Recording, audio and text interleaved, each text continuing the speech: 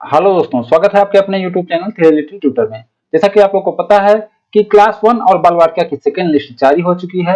बाल वाटिका की लिस्ट अभी अभी जारी हुई है, जबकि क्लास 1 की लिस्ट 2 दिन पहले जारी हुई थी। अभी बहुत सारे केंद्रीय विद्यालय में क्लास 1 की लिस्ट भी आ रही है, बाल वाटिका की भी लिस्ट आ रही है। लेकिन आप लोग अपने केंद्रीय विद्यालय के संपर्क में रहें, क्योंकि जो लिस्ट आ रही है अगले दिन से एडमिशन स्टार्ट हो जा रहे हैं और एडमिशन के लिए केवल 2 या 3 दिन का समय दे रहे हैं, क्योंकि 7 तारीख को तीसरी लिस्ट भी आनी है, इसलिए एडमिशन जल्दी जल्दी हो रहे हैं। तो चलिए मैं आपको दिखाता हूं कि एडमिशन के लिए लिस्ट कैसे आ रही है। बाल वाटिका की लिस्ट में भी इस बार मौके मिल रहे हैं, जबकि इतने मौके की उम्मीद नहीं थी।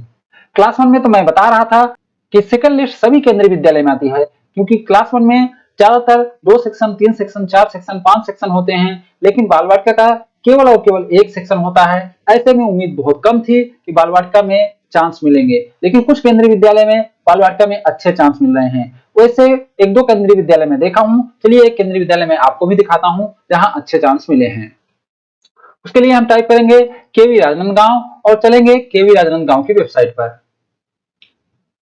फिर उसके एकेडमिक में जाएंगे, एडमिशन डिटेल में जाएंगे। यहाँ आप देख सकते हैं notice for the admission of second provisional list. तो सेकंड प्रोविजनल लिस्ट की नोटिस है, इस नोटिस को हम देख लेते हैं।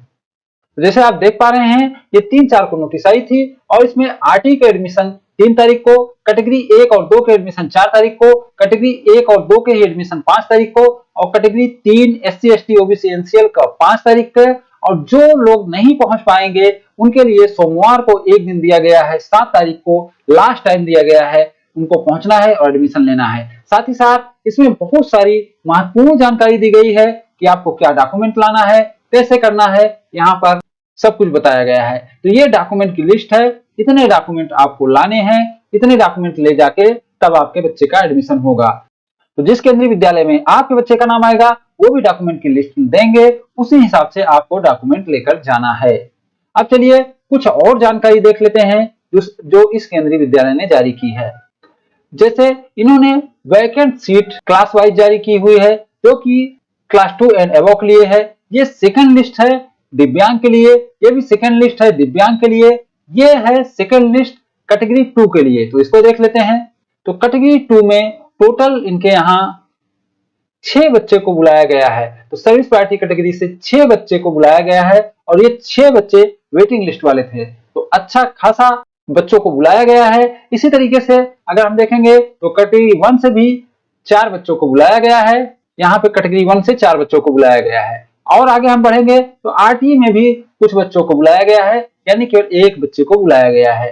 फिर हम देखते हैं कि बाल वाटिका में कितने बच्चे को बुलाया गया है। ये महत्वपूर्ण था क्योंकि बाल वाटिका में इस बार उम्मीद कम थी, इसलिए बाल वाटिका में कितने बच्चे बुलाए गए हैं ये महत्वपूर्ण है। तो आप देख सकते हैं बाल वाटिका में एक लंबी संख्या है। क्लास स्ट्रेंथ के हिसाब से इसे बहुत अच्छा मौका मानेंगे।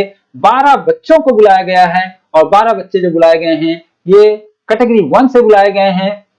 तो 12 वेटिंग तक बच्चे को बुलाया गया है सेकंड लिस्ट में राजनांदगांव में। ये है सर्विस प्रायोरिटी कैटेगरी 1 की लिस्ट। अब हम देखते हैं कि आरटीई में कितने बच्चे बुलाए गए हैं।